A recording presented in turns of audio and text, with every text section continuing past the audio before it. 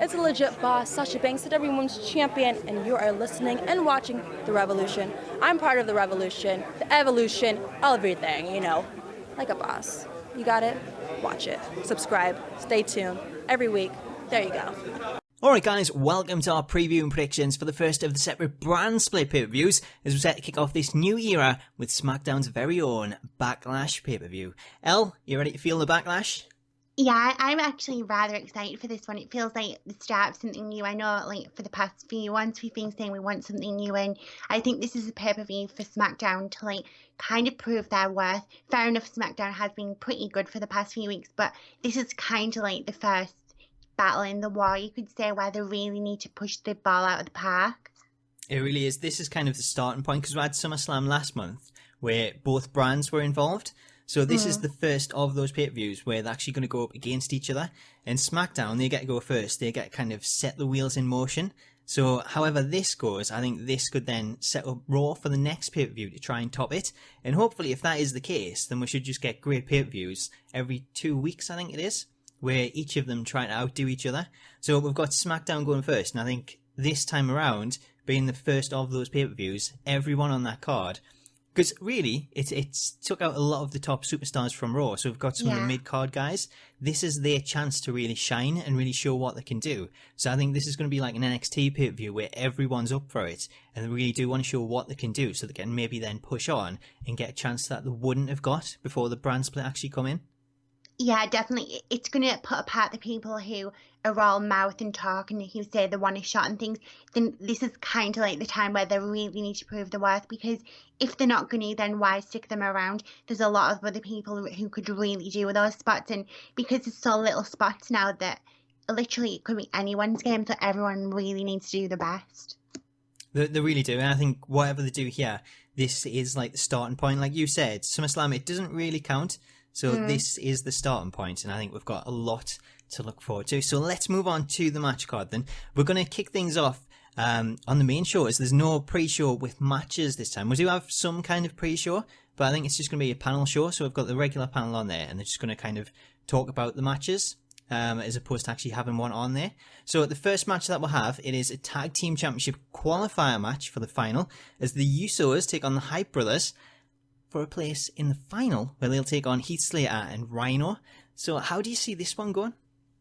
I see it me not being very hyped for it. That's where I see it. You're not hyped? How can you not be hyped for the Hype Bros? Because he does my head in Mojo Rawley. I think he's alright in the ring, but I don't know, he's really weird. You're not a fan? I feel like I should be behind him, but I'm not. I'm kind of getting there with Zack Ryder. I think he's alright. I think he's a bit overrated, but I'm kind of digging this heel Usos. I think it's been a long time coming in. They're brilliant in the ring, but they kind of needed this reshuffling. I think I'd probably go with the Usos and give them a bit of momentum. I'm going to agree with you on this one, because having watched SmackDown this week and seeing how the Usos acted, we kind of got that heel turn that I was hoping for when we're back with Roman Reigns, but they always held off from it, and yet now we've got it while out on their own, and I'm quite interested to see how they go with this, because they've been the general Usos for a long time now where they haven't done anything new, whereas this, it's a new direction for them, and I'm quite looking forward to seeing where they do actually take it. So I don't mind a heel Usos. I do think it sucks for Ryder, because I think after WrestleMania, he was someone that with that championship win, I thought maybe they will give him some kind of run and push on, but because of the brand split, he's been teamed back up with the Hype Bros, and I think that kind of hurts him. I would have preferred to see him get a singles run, because I think he does deserve it, but I don't see him getting a push in terms of tag team to actually get these championships. So I'm going to go with you on this one. I'm going to say the Usos will go over the Hype Bros, which is a bit weird considering the Usos took out American Alpha, who actually dropped out because of the injury caused by the Usos. So it's kind of like they've rewarded them for injuring them, and they've now took their place. It's definitely a strange one, and considering the Hype Bros lost as well, it's a really weird one. And the only problem I have is I think if the Hype Bros were to go through, I kind of think that the final match might be a bit too gimmicky, because you've got Heath Slater doing his whole children thing, and then you've got the Hype Bros running around like lunatics. I don't know. I kind of feel that if we have the Usos, it'll be a little bit more serious, and I think it rightfully should be, especially with it being like the first match for that new championship. I think it needs to be a bit more serious. Yeah, I totally agree on that. I think that was one of the things I kind of looked at when I seen the brackets for the tournament. And it was like the Hype Bros against Heath Slater and Rhino. It doesn't feel like a tournament final. It feels like you said, bit of a gimmick match. So I think the Usos going through, that kind of makes it a little bit more legitimate. And I could definitely see them taking on Rhino and Slater and having a good match. But then, in terms of the final, I would say I do want Heath to win it. I think he deserves it after everything he's been through with 3MB, Social Outcasts, and it kind of rewards him for sticking with it. But heel Usos, if they hadn't turned heel, I would have maybe sided with Rhino and Heath. But because they have turned heel, I can see them picking up the titles. And then it's kind of already set in stone that we're going to get the Usos against American Alpha when they come back. So why not give the Usos the championships, and then you can make that feud over the tag belts? I'm like really, really torn because, like I said, at one point I don't want it to be too gimmicky, but I do feel that if Heath and Rhino lose, I kind of think they might get lost again. Similar to like how Dolph Ziggler's become after like losing his match. I don't know why they'd come after that, and I think it kind of reminds me a bit of Daniel Bryan and Kane. Like you've got Rhino as like the bruiser and things, and I don't know. I think they could be as popular as the New Day if they were given the titles. I just think that I kind of think we're going to get American Alpha costing Usos the match, whether it's the semi-finals or the final. I really can't see them winning. Yeah, I can't see them winning it. It's a shame though, because I would have liked to see them do it. But like I say, with the Usos now being a heel tag team, I think it's kind of set up to do that, especially with these belts. The Usos are kind of like a big name to have as the inaugural champions, whereas if you were to say Mojo Rawley and Zack Ryder, or Heath Slater and Rhino, that aren't really well-known tag teams, I think you're always better off to go with like a solid name for that. I'm like really torn because, like you said, at the same time, I think the Usos would make brilliant champions. It's kind of difficult. I'm much more opposed to them being heels and being the champions, but at the same time, I kind of think that Heath and Rhino might get lost if they lose. I think I'm going to kind of go for the dark horses with that one. So, who are you going to go for? Heath and Rhino. Heath and Rhino. Ooh. See, I want that outcome, but I'm going to go opposite. I'm going to go for the Usos on this one. So, I guess we're in agreement for the first qualifier. We're both going Usos. And then we're going to go split ways in the final. So we'll see how that one turns out. From there, though, we're going to go on to the next match, which is the singles match between Randy Orton and Bray Wyatt. I don't really know why they keep doing this, but I really do feel like Randy Orton's had this match with Brock Lesnar. We know he's got a match coming up with Brock Lesnar. I feel as though WWE Creative are just like, we need something. We need someone to tide over this time. Just have a little feud. It doesn't matter if they lose. It'll put Randy over, and then people will think he has a chance against Brock Lesnar, even though he just got completely obliterated at SummerSlam. Who could we possibly go with? I don't know, Bray Wyatt's not doing anything. Let's just throw Bray Wyatt in there. And it's like they're throwing him at the dogs every single time. I think this is the point now where, like, I'd almost rather Bray Wyatt change his gimmick or something just because he keeps losing all the time. I know Tom Battaglia, you'll hate me for it, but it's just like, it's so boring. It's this like week of build-ups where he does pretty much great promos and things. He'll like do an attack and things, and then it's like he loses, and it's kind of that the momentum starts to build. You kind of believe in him a bit more, and then he loses, and it's kind of like, how many times can you be fooled by it and be invested if he's just going to lose? Yeah, well, it is. It's like that. Every time he gets built up, like even pre-SummerSlam when they were leading into the main event, and it was like Bray Wyatt's kind of on the edge of it. Is he going to get in there? Is he not? I don't even think he had a match at SummerSlam in the end. Nope. And it was like that was the chance. Could have really pushed him, put him in there and had him going against Ambrose, because Ziggler went in, and not only did Ziggler lose, but he's dropped out of the picture entirely. He's now going up against The Miz. So it's a chance that they could have put Bray Wyatt in there and really pushed him and made him a star, instead of continuing with this thing where they just put him in against someone to lose and give that other person the victory. And that's exactly what I think is going to happen here. So I'm Yeah. fully expecting Randy Orton to pick up the win. And then, like I say, that'll give people thoughts that maybe Randy's back on a roll, he's found his form, and he can go up against Brock Lesnar and actually beat him in this rematch. See, one of the things I don't like, and I know a lot of people are fans of Randy Orton, but for me personally, he's got a bit boring. It almost feels like, I know he's not the champion, but it feels like everything's being built around him, and for all he hasn't got the title, everything seems to have to slot into place with him, so he's not going anywhere near Dean Ambrose. Bray Wyatt's having a go with Orton just to kind of fill that void for Brock Lesnar, and I'm not really enjoying his run. I think for me, I'd personally have much rather he stayed or even went on Raw. I don't know, it kind of feels stale for me again with him. It does. It kind of has that feel. Like, I don't know, for both of them, I think they both need something different. With Orton, I don't know if he's really someone I want to see again in that main picture, but I guess if he beats Wyatt, depending on what happens with Lesnar, we're probably going to see him in the main event at some point anyway. But it makes me question, when is Bray Wyatt's time going to come round? Because at the minute, it doesn't seem like he's ever going to get it. They'll build him up, and then they just knock him straight back down. It almost feels like kind of what's happened with Dolph Ziggler. Obviously, he had his shot, and I do think the more this goes on with Bray Wyatt, I almost feel like he never will get it, and it is a shame because he's brilliant at promos and things that I don't think many people can cut a promo like him, but it's that whole thing of if they don't do it now, when will they do it, if they ever do, and it is really hard to get behind him because, you know, when it does come to it, that it's never going to come to anything.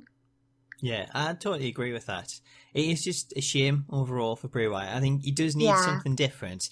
And now at a point where they've kind of started to break up the family again, it's like it doesn't feel like that's coming, but hopefully we'll get surprised. Maybe there's a slight chance he'll win, but my prediction, I'm going to go Randy Orton. Yeah, I definitely think it's probably about 90% Orton, so it'd be silly to go for Bray. Although I'm sure Tubatelli is ranting and raving saying he's going to win. He's ranting and raving about everything. He never stops. So let's both go for Randy Orton then on this. We're going to go over to the Intercontinental Championship match next, though. As we've got two people that I think over the last few months have really shown what they can do. We've got The Miz, who had that incredible promo on Talking Smack when he called out Daniel Bryan after he got called soft. And then we've had Ziggler, who leading into SummerSlam, I think he was on fire. He was cutting so many great promos. Wrestling was great. And then SummerSlam came around. It was a big letdown for me, the fact that he didn't actually get that title and get the push that I think he deserves. So this time around, we've got them two guys, both on form, both going up against each other. I think this is really going to be a good match. But the winner, I'm kind of up in the air on because I like Miz with the title so much. My only kind of thing is if Ziggler wins it, it's good for him because he gets the title. But if Miz loses, I just hope they push him into the main event so he can take on Dean Ambrose and kind of take a step up. I think for me personally, these two are the prime example of like why the brand split is so brilliant. I think out of both rosters, these two, over everyone, men, women, and whatever, I think these two have really like outdone themselves. I think they've done like phenomenal. Nobody since their promos on SmackDown think have cut a promo that kind of excels to that level. I think Sasha Banks probably nearly got there, but these two have really blown the ball out of the park, and it almost feels like this is kind of more important than the Dean Ambrose and the AJ Styles because of these brilliant promos. Well, that's the thing. I think these two guys, they're on top of the form at the minute. And I think the two people that's going to take this pay-per-view and say, look, we've got this chance, but the card's not overloaded like it has been in the past, so we've got plenty of time. We can actually put on a great match and leave people talking about this and kind of overshadow the main event. So I definitely see that as being the standout match of the show. And it kind of fits in with the storyline because it's The Miz trying to prove to Daniel Bryan that he does have what it takes. But then at the same time, we've got Ziggler who's trying to prove that he can actually win a championship. And it's been so long since we've seen him with a championship. Maybe this is the time that he'll do it because The Miz has had it for such a long time.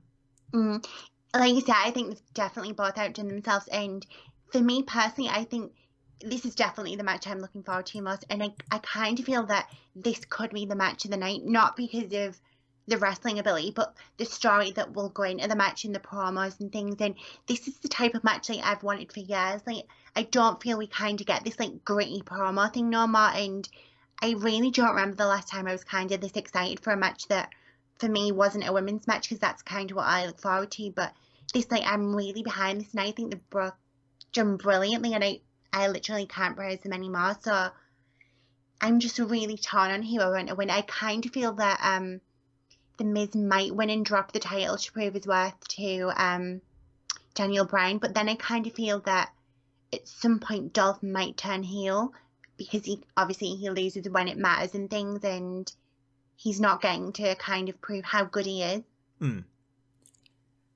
See, I think this is one of them ones where it can go either way, and the only kind of deciding factor for me is that the Miz has had the title for so long.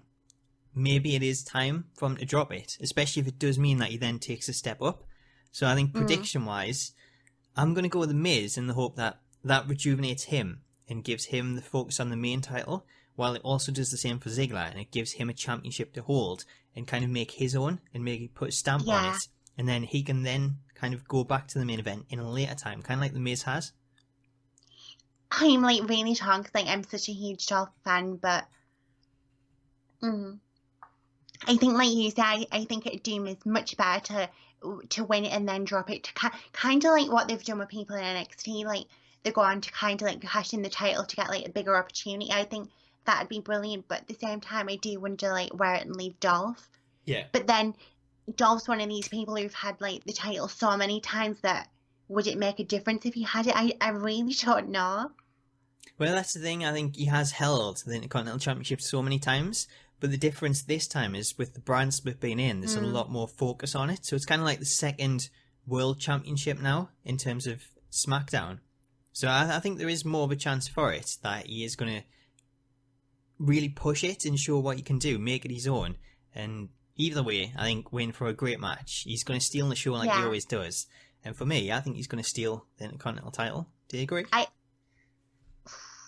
really don't. I think I'd go in the Miz. I kind of wish that it was the best of 7 for these two and not Sheamus and Cesaro, because I kind of feel that this is where it's at, and they might not, especially the Miz, he might not be the best in the ring, but when it comes to storytelling and promos, he's up there as one of the best, I think, personally. But I really don't know.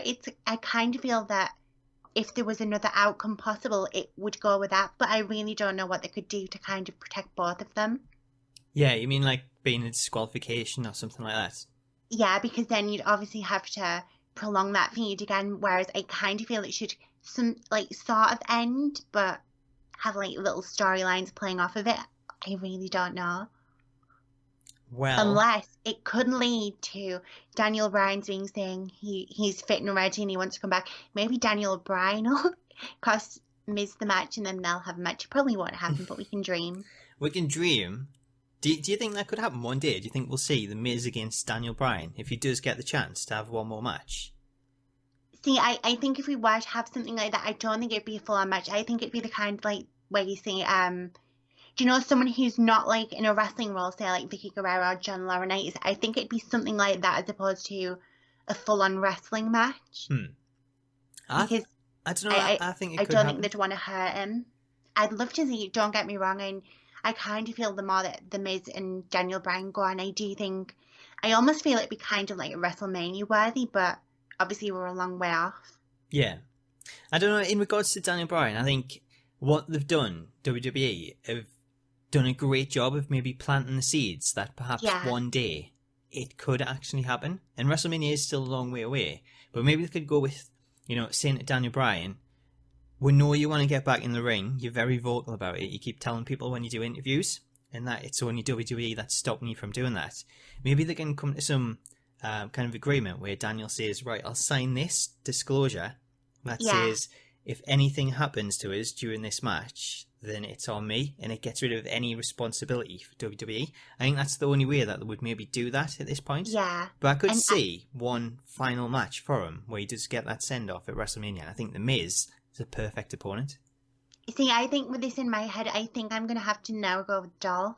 I know that chances are a match won't happen between the two, but I do think there's enough there for Daniel Bryan to cost Miz the match. I think we'll probably get something in the pre-show or earlier on in the show where we're going to have like this backstage thing again, and who knows?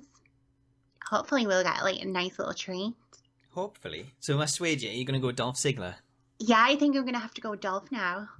Cool. Let's agree then on that one. We're both going to go Ziggler. So Ziggler, new Intercontinental Champion. And we're moving on to another championship match, as we'll have the women's. What did I do? Shock. So next up, we'll have the 6-pack elimination challenge for the WWE SmackDown Women's Championship. That sees Alexa Bliss taking on Becky Lynch, Carmella, Naomi, Natalya, and the returning Nikki Bella, all to crown the inaugural Women's Champion. Elle, who's going to win it? Who's going to be the new Women's Champion for SmackDown? Probably flipping Nikki Bella. She's kind of like the female John Cena. She's doing John Cena, so she may as well be doing everything he does. I know that sounds really bad, but I kind of feel that she's the worst one to pick. I almost feel like it sounds really wrong, but I kind of feel she's undeserving because she's only just come back, and people like Natalya, Alexa Bliss in NXT, Becky Lynch, people like that have been busting their ass off all year, and then for her to come back and win it, it'd kind of be an insult. I totally agree with that. I think this match, this is going to be the one that tells me if things have changed and this really is a new era and WWE are ready to try new things and go with different people, or if they're going to play it safe and go with someone like Nikki, who obviously has that Total Bellas program coming up.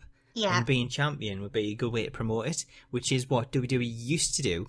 So this is really kind of the test and see if that's what they're still going to do, or if they're going to keep to the promise, make this a new era, push new stars. And if they do that, I think Becky Lynch is the person to actually go with. See, I 100% agree with all your Total Bellas comment and things. I think this definitely is the time to prove that if there is a Divas Revolution, that WWE are behind it and things. But at the same time, I don't think Becky should win either. I know that sounds really weird, but I almost feel like that'd be just as bad as giving it to Nikki because of the Divas Revolution, if that makes sense. Do you think so? Yeah, I kind of feel that either they give it to someone like the veteran, like Natalya, or maybe like Alexa Bliss, someone fresh, someone that not everyone necessarily knows about and kind of has to prove how much they're worth, as opposed to someone that we've seen for quite a while and things. See, I wouldn't mind that in the slightest. Natalya, I really like. I think she deserves a championship run. And like I said before about having an inaugural champion and it being a big name, then you cannot really get like a bigger name than Natalya when it comes to women that's been there for so long and kind of paved the way.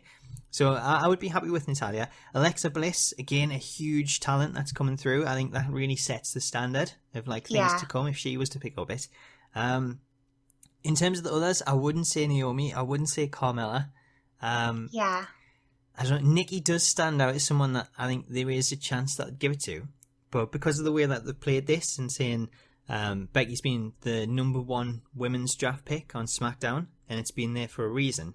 And everything that's kind of happened with her not holding the title so far, whereas Sasha has, Charlotte has, she's kind of been left behind. I feel this is the point now where she can actually get that title, prove herself, and have a good run in some great matches with all that talent that we've just mentioned. Especially when you've got Alexa Bliss and people coming in, Eva Marie as well, once that suspension ends. So maybe we'll finally get that match and we'll see Becky as that women's champion defending against Eva Marie. Are you looking forward to that? See, I almost feel like that if WWE play this really smart, I think they could set this up for a few months. Like, I think if they're going to do this thing with Carmella and Nikki, they don't need to give either of them the title. Let one of them cost the other one the match or something. Let Becky Lynch kind of lose again to the likes of, I'd maybe have gone with Natalya, but they've had that with Natalya, so maybe Alexa Bliss. I really, really, and it sounds strange because I can't stand her, I would have gone with Eva Marie making a surprise return and winning the title. I think it reminds me of Wild of Stephanie so much, like years ago when she first won her championship. She wasn't brilliant in the ring and she kind of like cheated to win. I know like a lot of people hate that, but I think Eva would be the perfect like pawn to play in that game. I think Eva would actually make a good women's champion, and I know people are going to hate hearing that, But in terms of infuriating people, getting a reaction Yeah. from the crowd, I think seeing Eva as the champion, it's just going to get such a reaction. It's kind of like Roman Reigns, where Yeah. I enjoy seeing Reigns as a champion at times. Oh no, I wouldn't go that far. Just to see the reaction that he gets, because it's so insane. And I think Eva's the same kind of person, just like Roman Reigns. If she was to pick up the championship, everyone would go absolutely nuts, and I kind of like that chaos. Yeah, it kind of reminds me as well a bit of like the Vicky Guerrero thing where she tries to talk and she has to do the whole excuse me thing. I think if the partner her with someone who's great on the mic, I definitely think that I definitely think they could do great things, and it's kind of like a missed opportunity if she can't come back yet, because I'm not quite sure when her suspension ends. But I definitely think out of everything there, given that the majority of the women who are in the match are great wrestlers, I think storyline wise and things, I think Eva probably would be the best one to go with. Do you think this is going to be a show-stealing match, having all 6 in there? Or do you think because there's so many in there, it's got the potential to maybe go the opposite way and be a bit of a mess?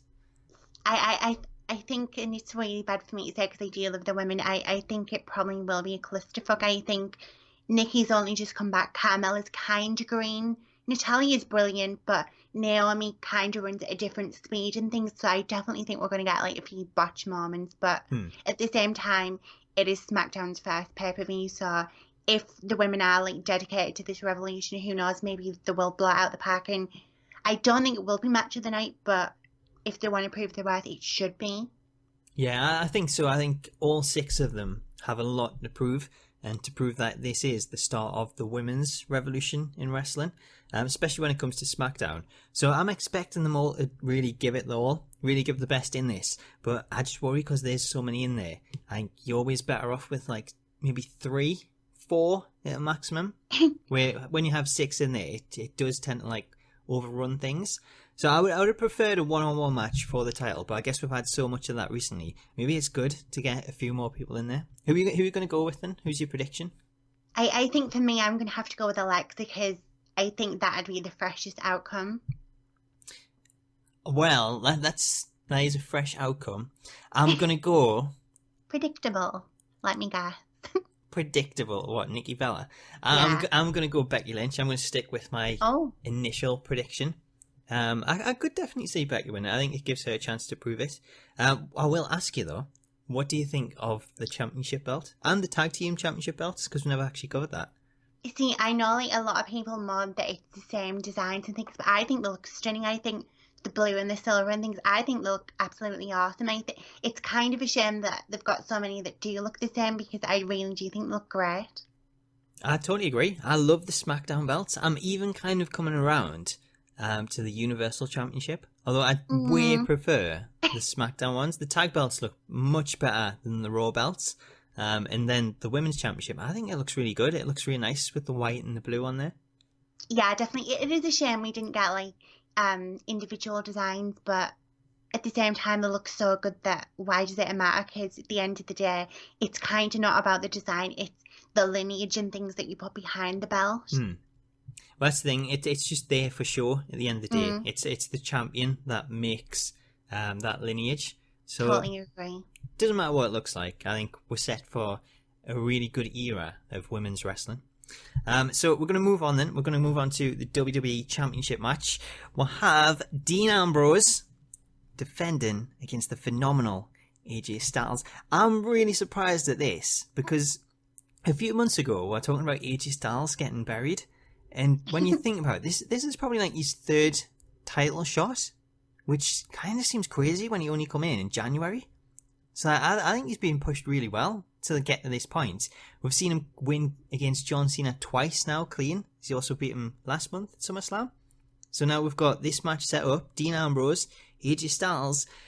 We've talked a lot about this being the point where it can kick off a new era and whether WWE will go through with it. This is another one where they can say, no, we're not going to give it to the former TNA guy. We're going to stick with the way that we have been over the last 10, 20 years, whatever, not giving it to the guy that comes in from a rival promotion.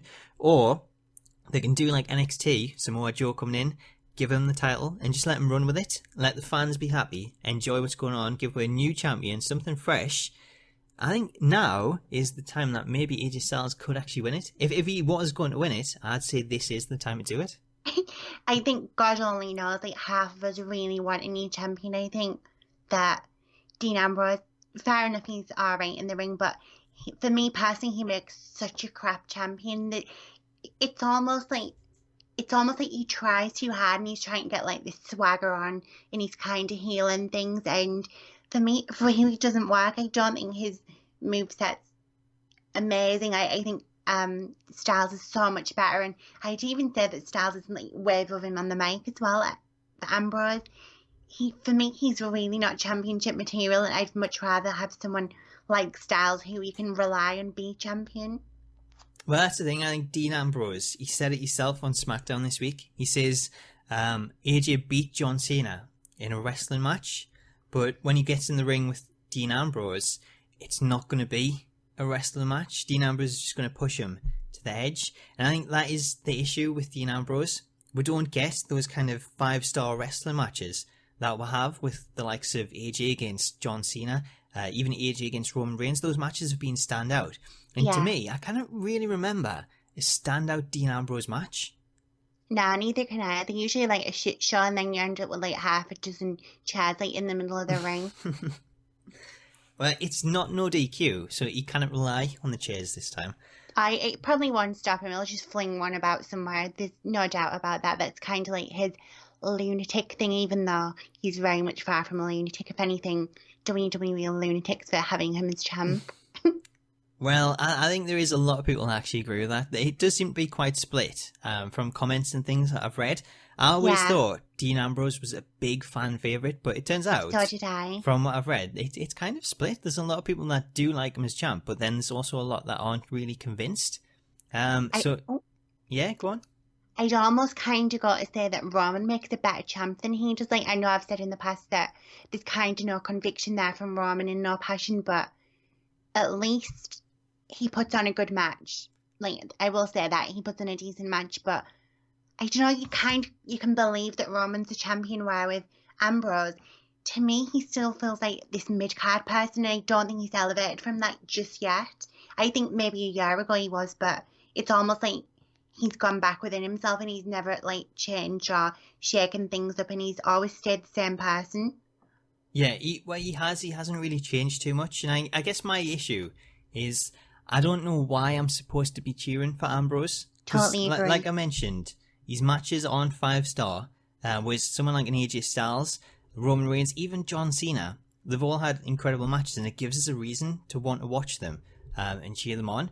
Even Roman Reigns, when he comes out and everyone boos, you get involved. If you're at an event and you're part of that crowd, you get involved, you boo him, because it's just such an incredible atmosphere. But with Ambrose, it feels like that's all kind of lacking a little bit. So to me, that's why I kind of want things to get freshened up. AJ to get that championship. But at the same time, because he is that teeny guy that's coming in, even though this is like his third, maybe even fourth, I can't remember, but so many opportunities at the championship. If they're going to keep giving him championship shots, surely he has to have a championship reign in there as well.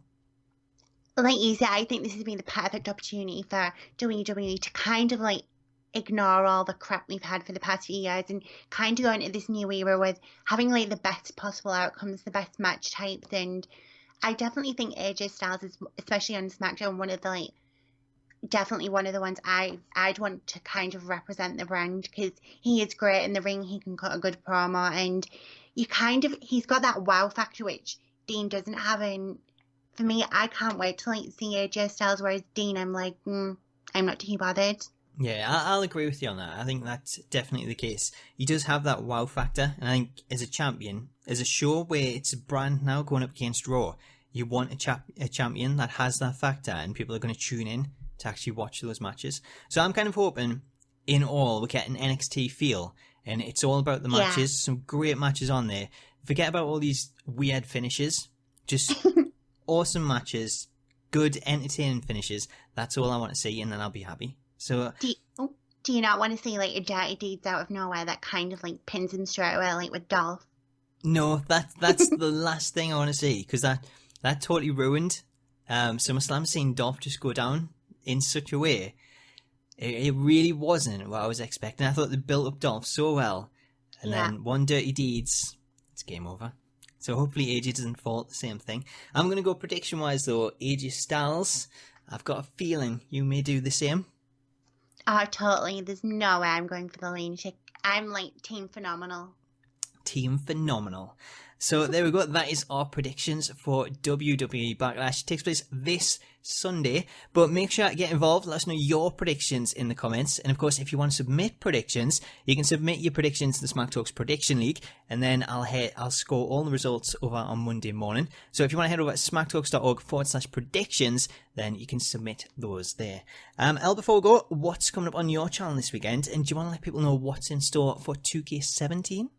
Well, as for Backlash weekend, I've got my Through the Eyes. It's already started. There's a few matches already out there now. So if you're interested in the women's matches that have been on over the past few years in Backlash, definitely check that out. I've got my six-pack simulation to see who the AI thinks might win that match. It is a battle royal, but it's the best you can do on that. And then I've got an open challenge for Backlash to see which woman on the roster is going to accept my invitation. As for 2K17, I'm kind of going to go with something like a mini stories. I'm not going to go like everyone else and do a universe mod. I'm going to do short stories for now, and then hopefully we can kind of build into a universe mod, see what the war is like for the women, and then we shall see what surprise I've got in store after that. That sounds good. Are you going to be doing women's My Career this year? Oh yeah, I'm definitely going to do women's My Career. Hopefully we get some more diva-ish men clothes, because I think I dare say that the women aren't going to be in My Career again. Well, unfortunately, I can't give you a scoop and tell you, because I haven't seen anything of My Career yet. But hopefully there is something in there for the women, because it feels like they get overlooked. And when you're talking about this women's revolution so much, you kind of do want to bring it to the games as well. So hopefully maybe 2K have got something in store. But in regards to the SmackTalks channel, this weekend I'm going to be covering some WWE 2K17 stuff. I've said it so much and now I can't say it anymore. So I'll be covering some news this weekend, as I did play it on Wednesday. So it was the same build that we played at SummerSlam, so there wasn't too much in there. But I spent a lot more time in ladder matches and backstage brawls, so I've got a lot more details on them. As well as details on all of the superstars that were in there, including Shinsuke Nakamura this time. So stay tuned for that. There's also a breakdown of the new gameplay trailer. How awesome does that look?